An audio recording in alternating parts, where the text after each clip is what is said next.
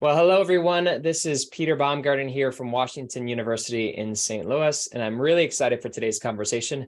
We're going to have an opportunity to explore a certain kind of ownership alternative that's emerging here in the world of closely held businesses and really get a sense on what's possible in this space moving forward. One of the things that we're attempting to do in the Koch Center is to explore the motivations of owners, what matters to them, and then the options that are in front of them, whether it's passing it on to the next generation, selling to a strategic buyer or private equity, or perhaps exploring some things like we'll talk about here with the Purpose Trust. And for this conversation, I have two folks that I think are especially positioned well to be able to speak to it. The first is Ari, and Ari will introduce himself in a second, and then also my colleague, Mark Hand. But Ari, why don't you give us a quick snapshot here of who you are and why we're on a Zoom here together? Okay, we're on a Zoom here together because we met 15 months ago in Tuscany at a get-together to discuss positive futures for the restaurant world. But in particular, we're here because of the Perpetual Purpose Trust program, which I'm sure we're going to talk about. So who am I? I am sitting right now out front of Zing Train, which is one of the businesses in the Zingerman's community of businesses. We're located in Ann Arbor, Michigan. Home of the University of Michigan, which is why I came here originally from Chicago, where you're going to a concert tonight. And I came here to go to school and I studied Russian history, which I'm still really fascinated by. It's a particularly painfully poignant time to be a Russian history major. So we can certainly talk about that if you want to. But after graduating with my history degree, and I also should say I studied anarchism. We have the U of M has the largest anarchist collection in the country in the graduate library. Anyway, after graduating with my history degree, I had no clue what to do next. I mostly just knew I didn't want to move back home. In order to facilitate that financially, I needed a job. One of my roommates was waiting tables in a restaurant. I applied for a job as a server. They said they'd call me. They didn't. I went back and reapplied a few weeks later as a busboy. Once again, they didn't call me back, and I went back a third time, which I now know is called emotional resilience. And I applied for, I said I'd do anything. They offered me a job as a dishwasher, never having worked in food. I just said, sure, sounds fine. I didn't know you weren't supposed to want to wash dishes, and that's how I started.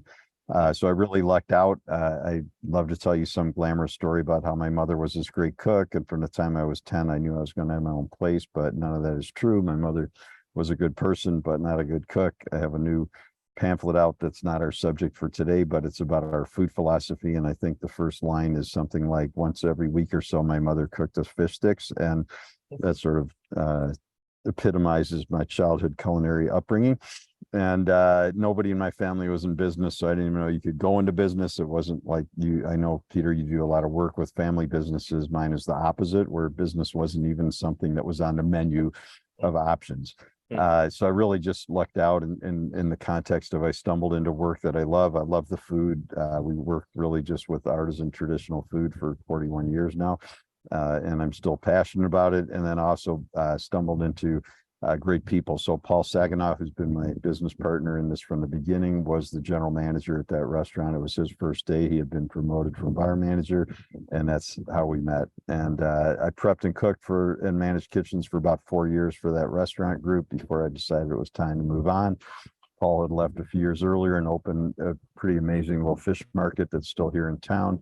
And he and I had talked off and on about doing our own place. As you know, it's common conversation in the food business. I don't know if people in banking think, we should make our own JP Morgan. We should open our own bank. Maybe they should. I wish they were having those conversations. The country would probably be run better. But anyway, I gave 2 months notice the fall of '81.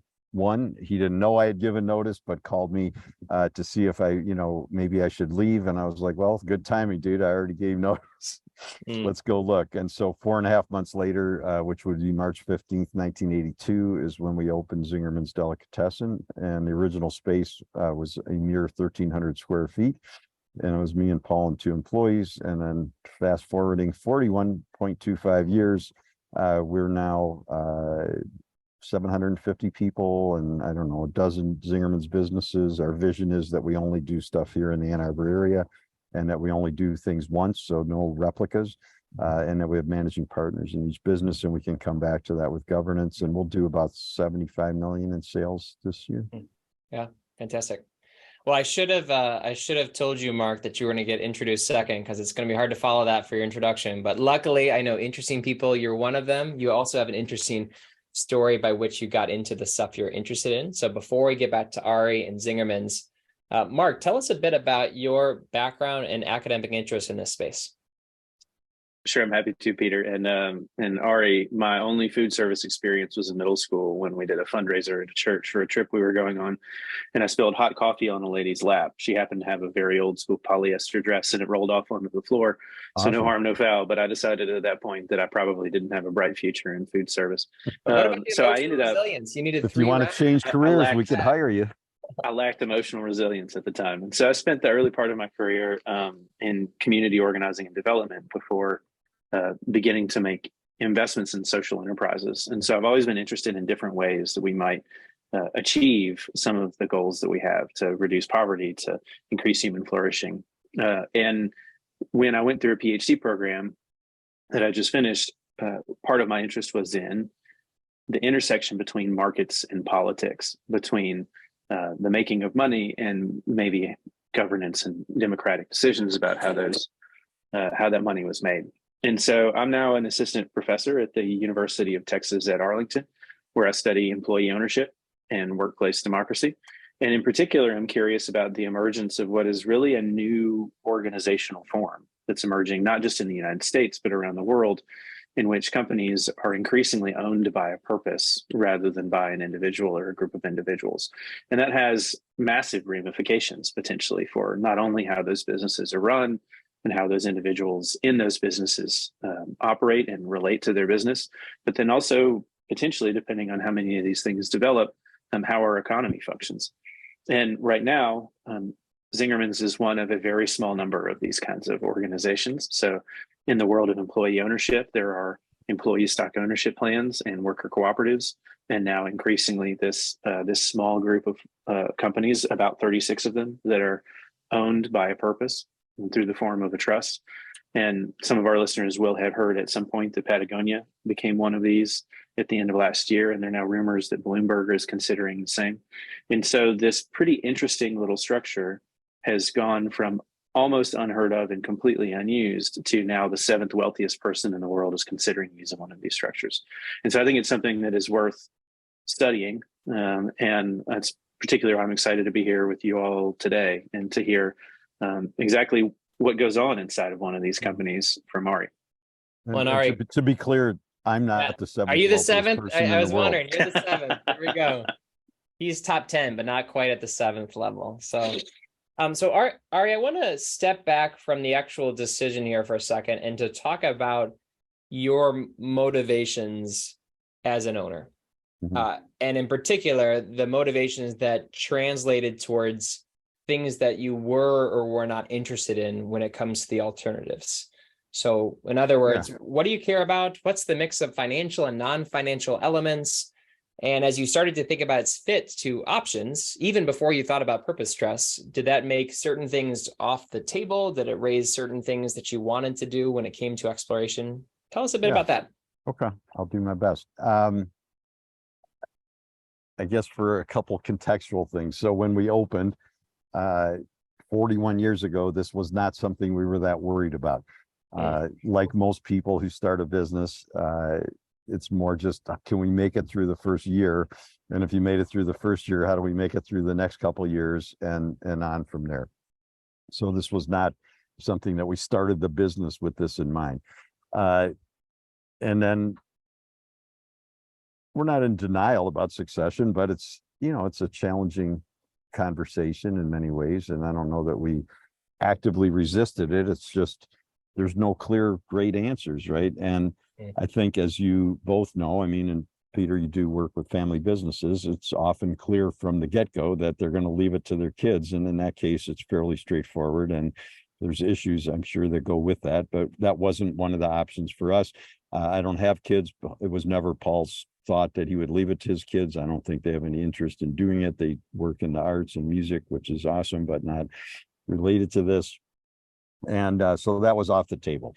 As we'll get into, we have a pretty evolved governance structure that is not tied to any of this. That's been in place be 30 years ago, 30 years next year, that we have been running our organization by consensus of what we call the partners group, which is now, I think, 20 people, 4 of whom are what we call staff partners. And so that's a whole thing that's been in place regardless of the trust for many years.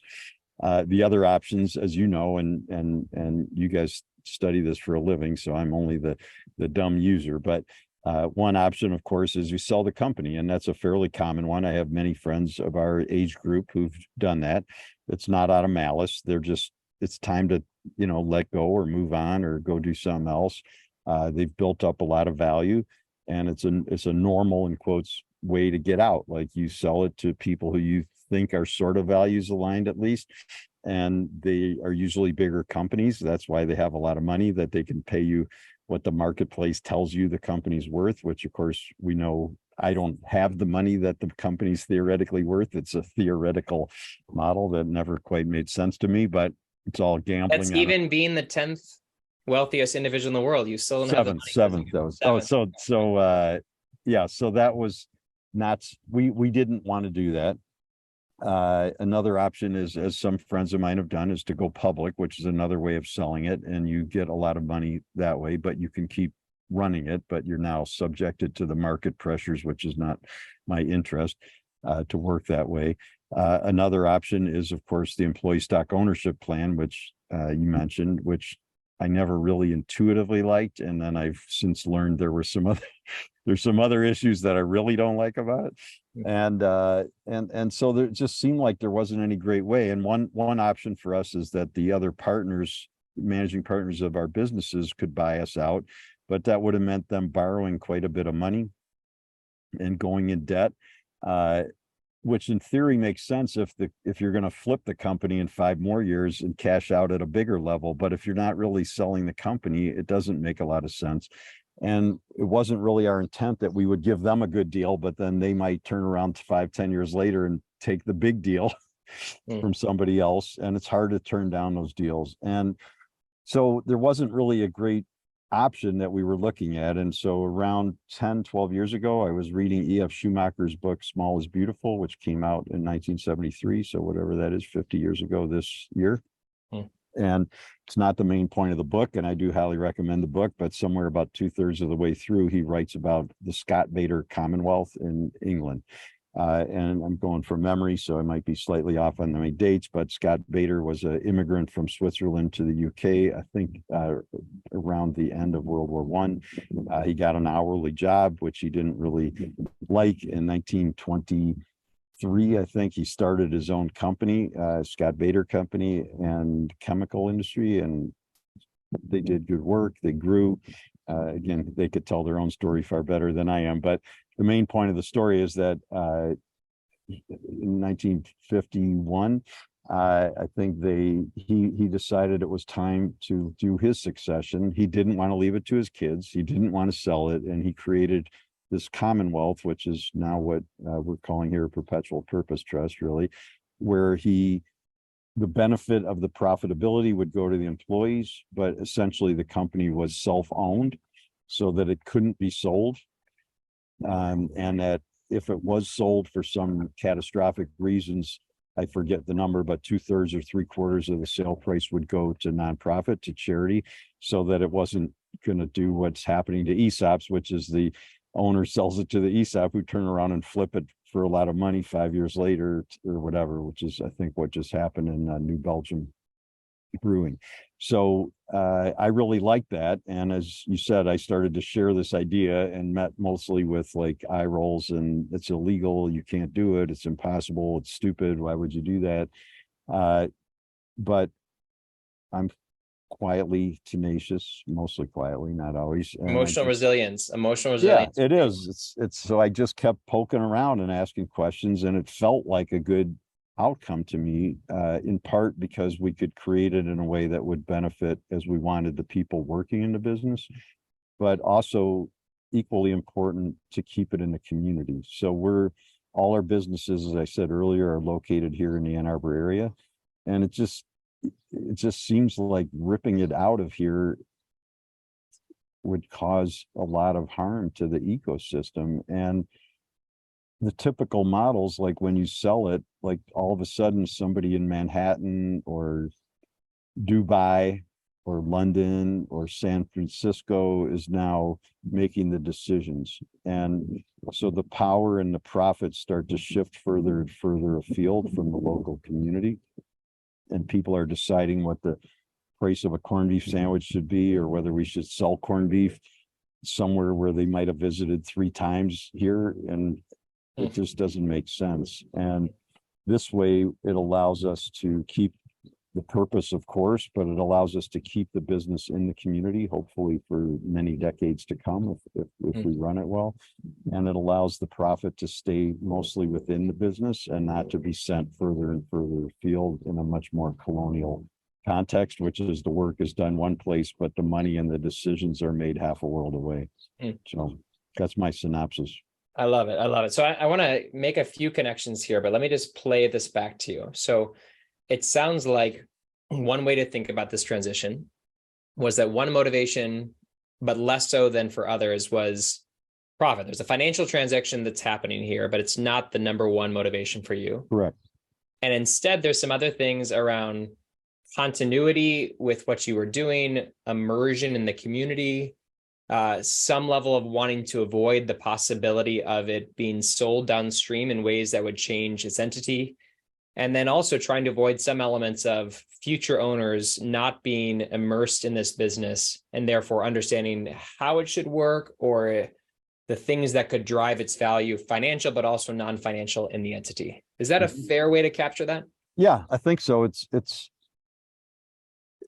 the money's not irrelevant. I mean, we need to live, and part of the way that we've designed this is Paul and I keep getting paid a salary for 20 years, and it's basically the one we're getting now. I mean, it's not excessive, but it does allow us to pay our bills. It's certainly not living in poverty. It's far less than the public would imagine we make, and far more than our entry-level employees make. It's hopefully reasonably equitable for what we do. But in essence, then while getting that salary, which we could keep getting just by paying ourselves because we're the owners, we could then sell it in 20 years. So this is essentially in a wonderful way, gifting the company to itself. When we're done with that process, the staff who own a share here, and gets a little more complex, but we have about 245 of the 750 right now have purchased a share. It's like a co-op. You can only buy one. Share value doesn't change. They just get a dividend in a good year. But about 50 to 60, 65% of the ownership of the intellectual property, i.e. the brand, will have shifted to the staff members. And so it will essentially the brand will become employee owned in that way. There's a lot of complexities that we can get into if you want, but that's the nut of it. So yeah, I think your summation was good. All right. So here's what I want to do. Rapid fire question here for you. And then I want Mark to respond to this. So you said there were certain things about ESOPs that you liked, and then also certain challenges that you were worried about. And I bring this up because we've got our expert on the line, Mark Hann, who's been thinking about ESOPs a lot this last year. What were you excited about, and what were some of the concerns you have of that particular alternative? Well, I won't say I was ever excited about it. I would say it seemed interesting because it clearly seems like a good way for the owner to pass the ownership, the founders to pass the ownership to the employees, which is a good thing. In my mind, Mark studies employee ownership. We're all for it. It's in our vision, and we've been working on various ways of making it a reality. What I wasn't drawn to is it just intuitively seemed like there was a lot of legalities that I didn't love. And I'm not a big fan of market valuations. It just seems like a fallacious guess by somebody who knows enough to be able to have credibility. And I'm not trying to undercut people who do this for a living, but it's like Wall Street. It's kind of made up, and it's made up based on people's beliefs and what they think they're going to do. And it sort of seems like betting on the St. Louis Cardinals to win the World Series. Like you think they're gonna, but a lot can happen. So for me, it's more about the actual work and not about the theoretical valuations. And So I didn't love that. And then as I began to explore more and more, and Mark is an expert on this, I'm again just a lay person trying to understand it. I started to understand that, there's one thing is it can be sold by the employees and or it can be purchased out from under the company, which is I think what happened at New Belgium, even if they don't necessarily want to sell it. And then we also have a logistical issue which gets in our way, even if we did like it, which is that we have these whatever dozen businesses and the staff members are employees of those businesses. So we don't even have one payroll that we could do an ESOP with. So even if I liked that's not the driver for me, but it certainly would have made it harder. Yep. So Mark, with that said, then, as you've kind of dug into the employee ESOP part of this world, what are the things that you hear that you resonate with about what Ari just mentioned? And then also, again, you do ESOP research, but you've also then migrated into this perpetual purpose trust space. And so I'm curious, just like Ari found some things that were attractive about this alternative, what you found as well attractive about the alternative, in addition to the upsides of the older models.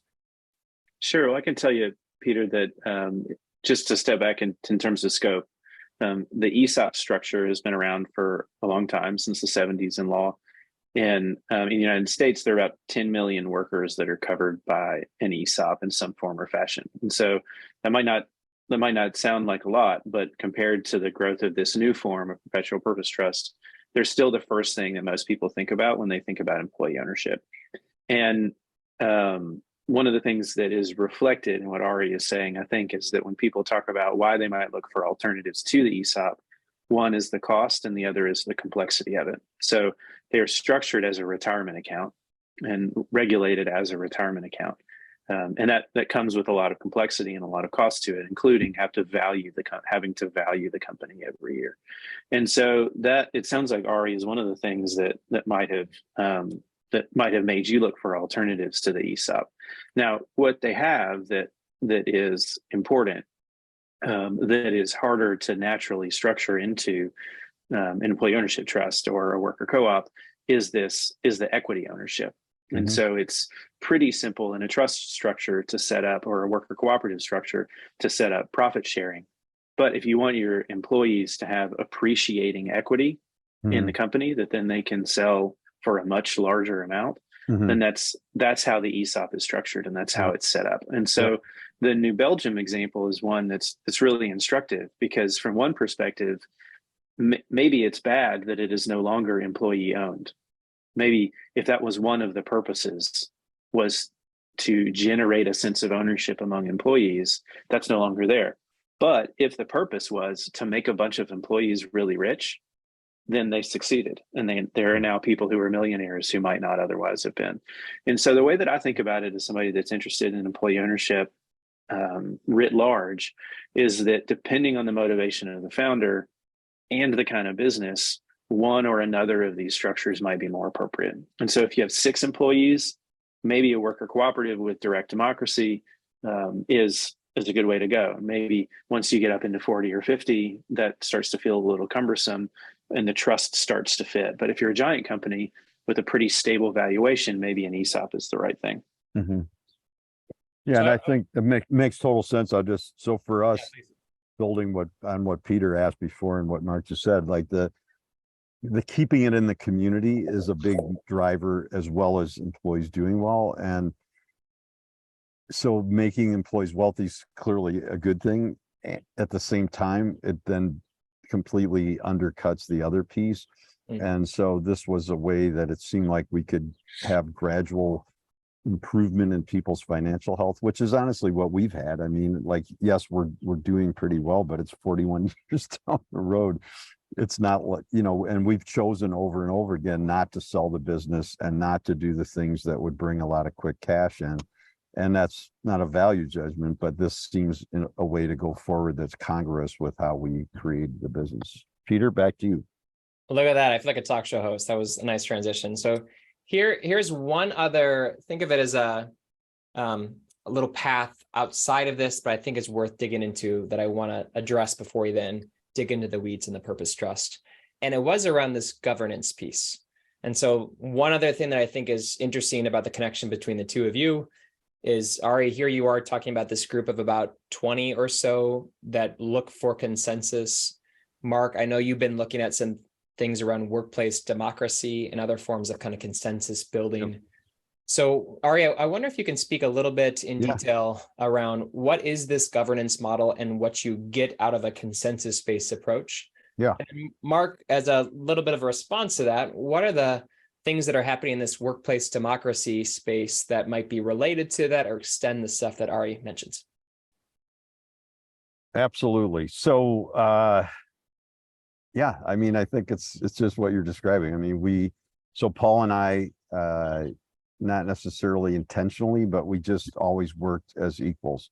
The reality is when we opened the deli all the way back in 1982, I owned more of the business. There was a third partner who was the partner at the fish market. The original intent was that Paul would help me get the deli open. We only had 2 employees, remember, it was pretty small. And then he would go back to the fish market, which at the time was bigger in volume, right? And work over there. Over time, of course, the deli grew. The fish market is fantastic for quality, but hasn't really grown. And so Paul started coming back a day or two, and then 3 days, and then 4 days, and then he was full-time at the deli. And I always owned more, but it just, and I'm not saying I'm so great, it just never really dawned on us that we would ever one of us would pull rank. It was just like always operating as peers. In hindsight, I wasn't conscious or intentional, but it goes back clearly to a lot of the stuff I studied around anarchism. And it wasn't like a conscious attempt to apply it. It just played out in a way that's, in quotes, seemed right. When we brought new partners into each business, which would be in 1994 when we rolled out our 2009 vision, and visioning is a whole another conversation, although it's actually the way, to Mark's point, the motivation of the owner is their vision. What's your vision of the future that you want to create, right? And so we, in the beginning, this has evolved over time, but Paul and I would be the majority owners. And if, like, Peter was going to be the managing partner at our consulting business, let's say, he would be a minority owner. And so one of the common questions as we were trying to figure out how to do it was like, well, why would anybody want to be the minority owner? You're just going to outvote them every time you don't agree. And so our quick answer was, well, no, we've always used consensus. They're our partner. We're going to use consensus with them. And so that was a piece of it. And then the second piece of it was, in hindsight, I think was one of the best things we ever did. I'm not sure how brilliantly intelligent we were at the time. It's just what we did.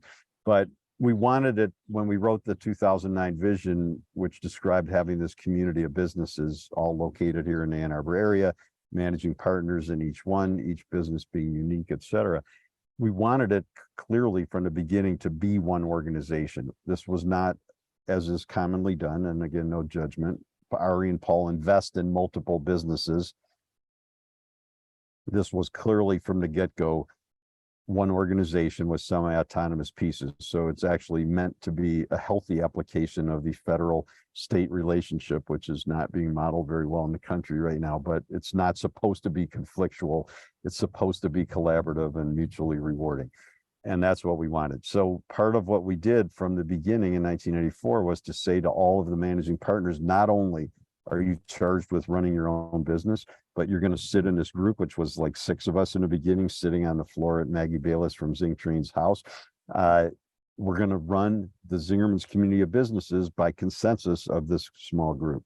And at the time it was 5, 6, 7 people. I can't remember.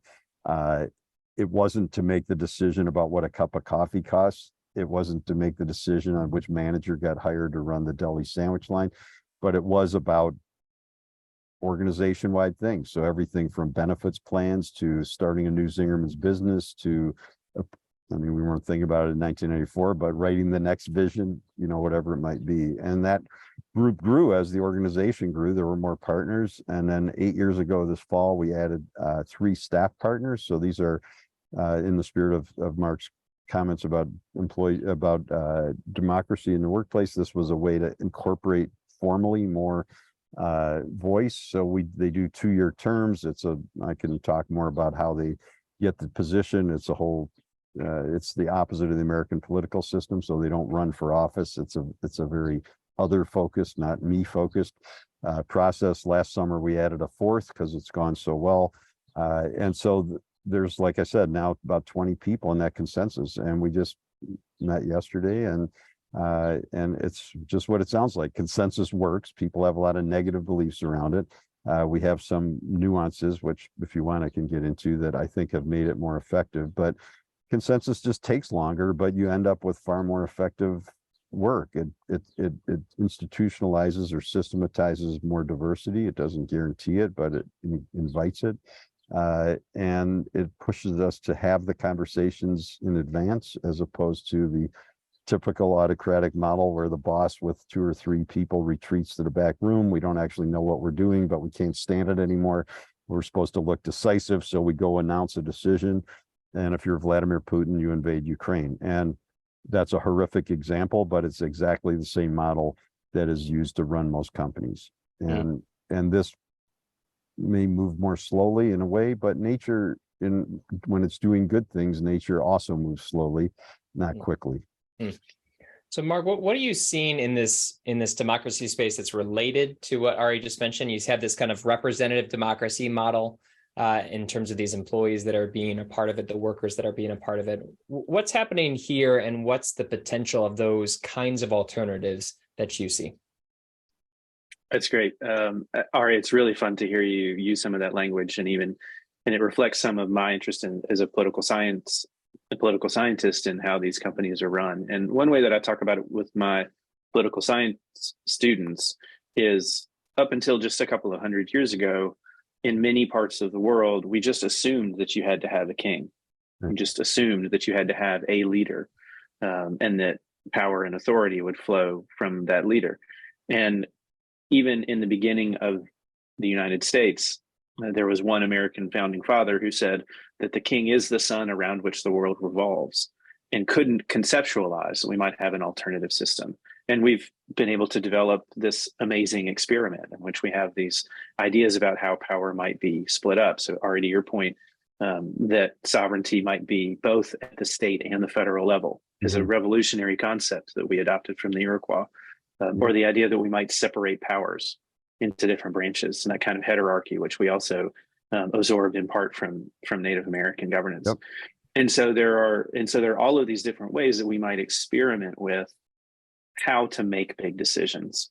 And yet that experimentation has not made its way into most companies, from the polis, which was what we call politics and political science sometimes, into the market.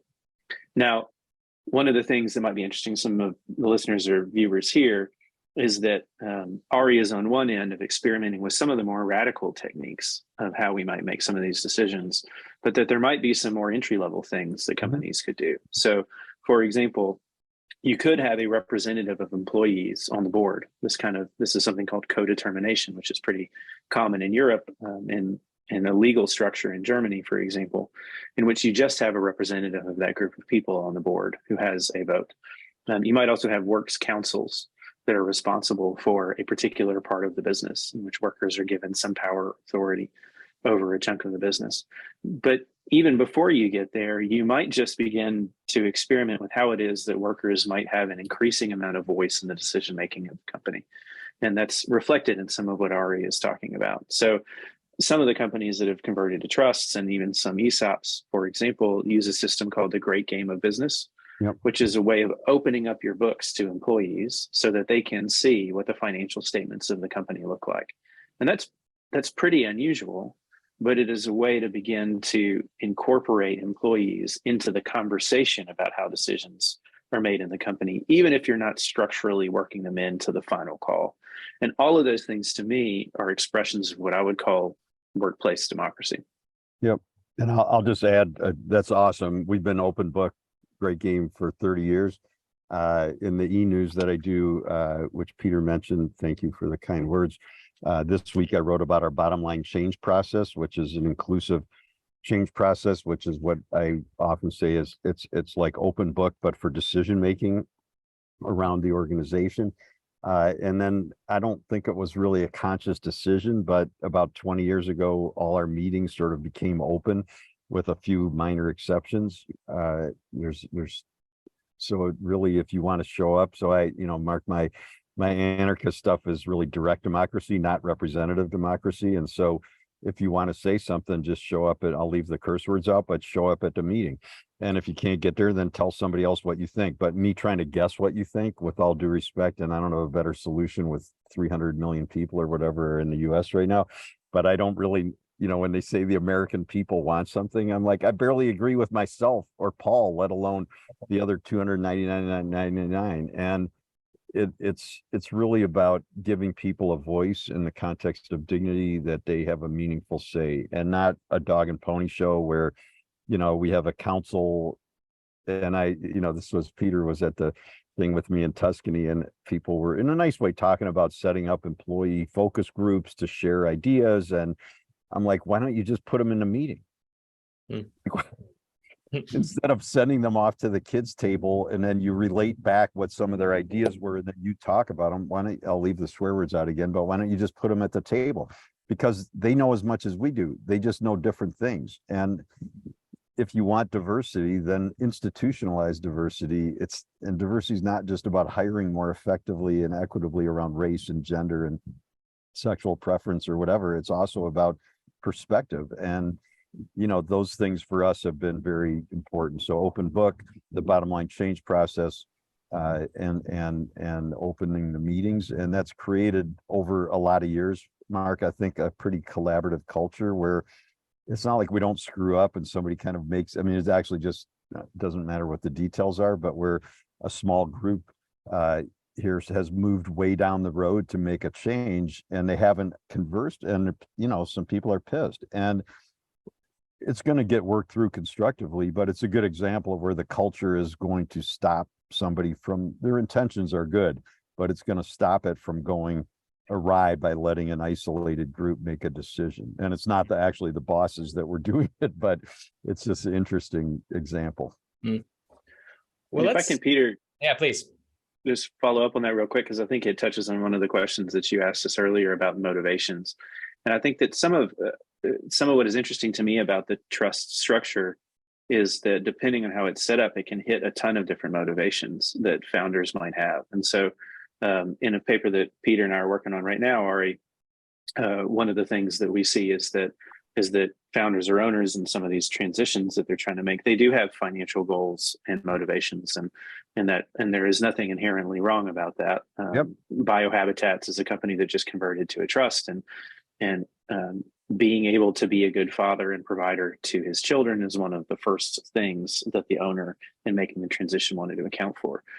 But then owners often have these other non-financial goals, which the literature would call socio-emotional wealth, which is kind of a big term for, I care about things like I'm legacy. Hearing people click off the podcast right now. They're Right. done, Mark, as soon as you started dropping. I care about things like making sure that the company keeps going, that the mission of the company stays in place, that this company continues to be a positive presence in the community that we're in. And then sometimes there are these other altruistic goals, that I want this community to thrive. I want to save the planet or end the climate crisis, like Patagonia would say. And so there's this whole wealth of motivations, and trusts can, I think, provide the platform for owners to express those motivations in a lot of different ways. And so one of yours, it sounds like, might be one of the points is that employees participate in the governance of the company, participate in the decision-making of the company. 100%. And we're not down on the money. Like I said, we're going to get a salary, and I want to live, and I don't take that for granted. For us, the governance stuff has been embedded in the way we've worked long before the trust. I have a couple friends who are doing a trust based on this learning, and they have not governed that way. And it's not out of malice. It's just, if they're still the monarchy, like you said, they're but super benevolent monarchs, but it's still the monarchy. And they've already been moving in the direction of involving more people, which is great. But this will be a pretty big transition for them. Whereas for us, when you ask like how it's going fine, because really nothing's changed. Like the trust is about 2040 in practice. And it will gradually move more ownership and more of the profit from the intellectual property of the staff. But in terms of the day-to-day, our governance by consensus of the partners group, open book meetings, open use of conversation, it's all continues apace. So for us in a positive way. And I think when change is done well like this, it's more like one river flowing into another than it is like no tragic somebody blowing up the dam in Ukraine and causing a cataclysmic outcome. You know, this is much more fluid and congruous with what we've done in the past. Ari, I would love to, once your friend has established another trust, I would love to know about it, because we I'm happy to tell. I could say database of I'll trusts. say it to you. I just don't want to announce it to the world because they may not be ready for that. Well, let's land the plane by talking about the trust structure here. And in particular, what I want to hear, as you identified those motivations, and I'm guessing you as a kind of a governance group also collectively identified those motivations, how those were articulated. So in other words, community embeddedness might be a piece of it. Maybe it's about elements of the employee representation and voice, whatever those things might be. How are they operationalized into the trust structure, and what is done over time to ensure that it actually happens? Okay, well, I'll tell you whatever you want to know, and I'll say as a caveat that everybody, Mark already knows this. I mean, everybody's going to be different because until people starting companies with this in mind, it's always added on to an existing structure.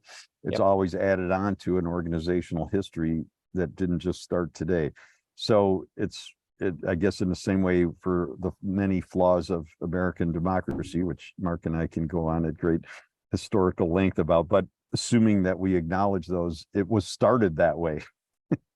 So yes, they had to abandon, in essence, their childhood history in relationship with England, like you described, but they did start that way. When you go to a place and try to impose it from the outside, it's difficult because whether people want to embrace it or not. Here we had all this governance that was, in Mark's context, some manifestation of imperfect democratic practices in the workplace. In our context, the trust is only around the intellectual property or the brand. Paul and I own a part of each business, but we owned on our own the brand. So this allows the managing partners to retain their equity in their management of their own business. It allows the partners group to continue to govern the whole Zingerman's community of businesses. But this one was really our decision, consulting openly with the others. We've spent 2 years in conversation, but in the end of the day, it was ours. So we could sell it if we wanted to, we didn't, or we could do something like this. For us, the trust work is really only around the brand. So that means there's a budget.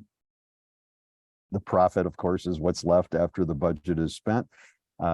It's not black and white because we've spent 30 years running it, you know, as a much more closed circle, but this in a good way is going to open it up.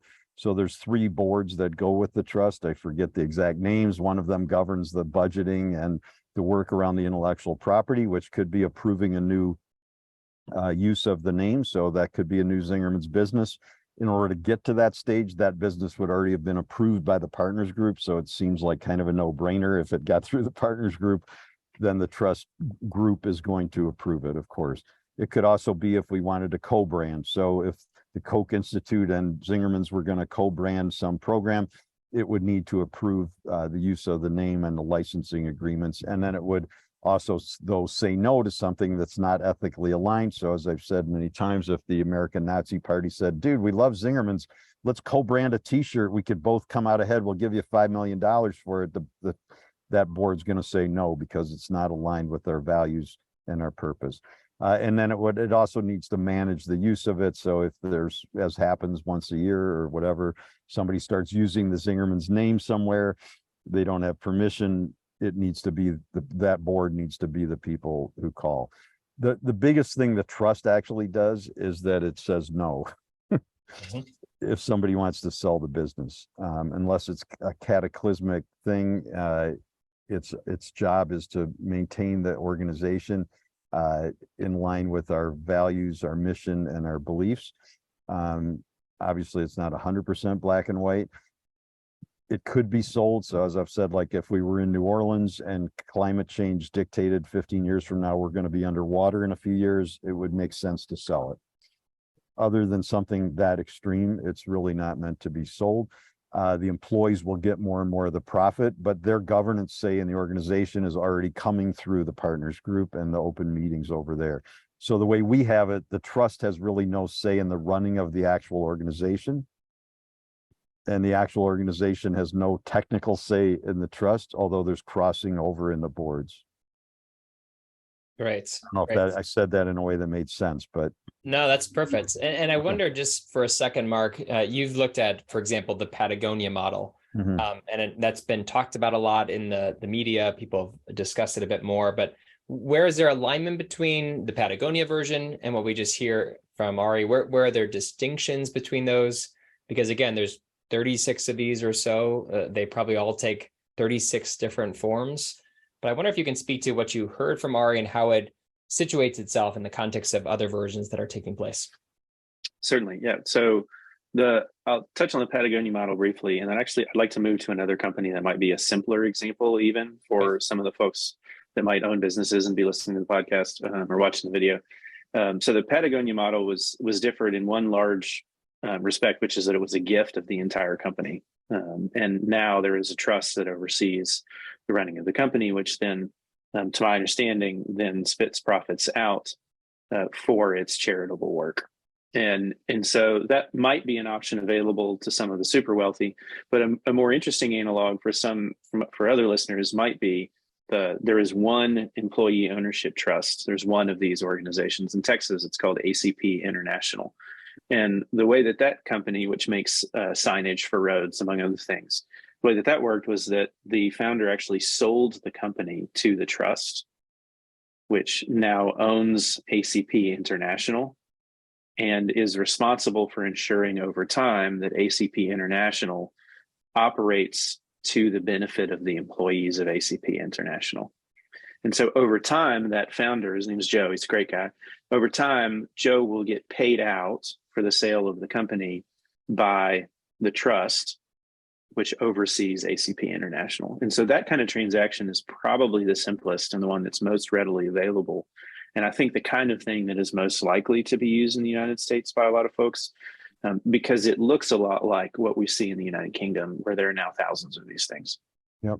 And that's not out of alignment with what we're doing. It's just because of the way we're already set up. We focus this on the intellectual property, but like I said, Right. Paul and I are getting paid like he is, and it sounds like a great model. So Mark, And so well, just one question about this ACP model, just to kind of clarify. So we talked a little bit about valuations and purchase and the like.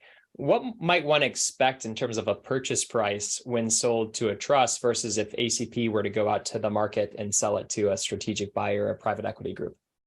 Sure. So the owner of ACP International did take a haircut on the deal. So he probably didn't get the multiple that he would get if he were going out and selling to a private equity firm. Now, is that going to be true across the board? We don't really know yet whether it's the case that what the gap is going to be, what that haircut's going to look like.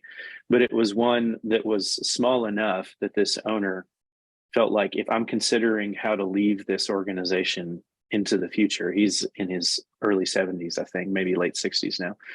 As I leave this organization at some point, what do I want this organization to become? Mm-hmm. And it was pretty clear for him that a private equity purchase, in which he would then, as a result, have no control over what the company became or whether it even continued to exist or was stripped and sold for parts, that was off the table.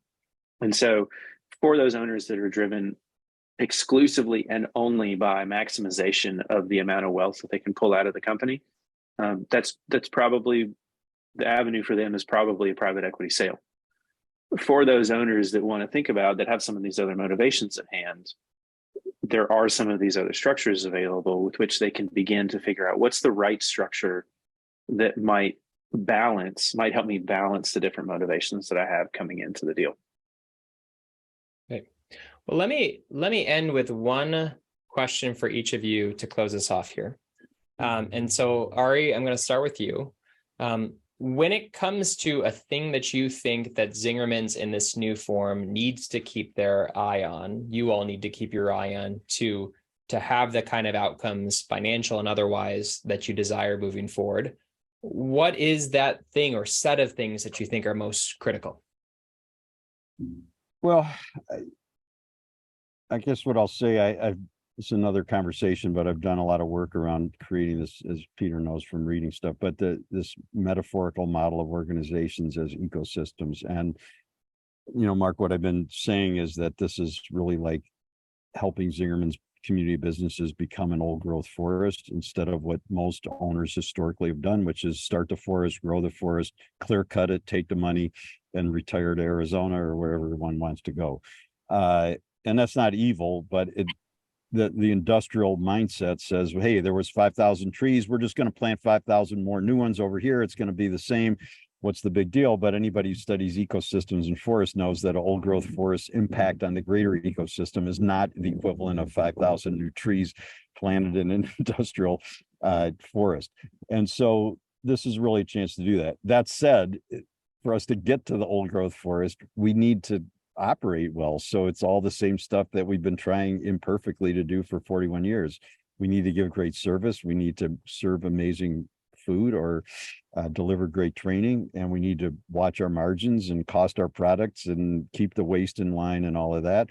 And then I guess the other thing I'll add, because of the way that we work, and we're not one single business, we're one organization, is that they need to hold together. And I'm not going anywhere right now, but as the founders aren't there, and I think it will happen, but there's always tension between states' rights. And this is what's going on in the US right now.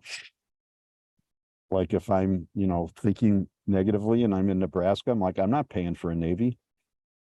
Mm-hmm. And I'm not paying for nuclear weapons. They're not going to bomb me.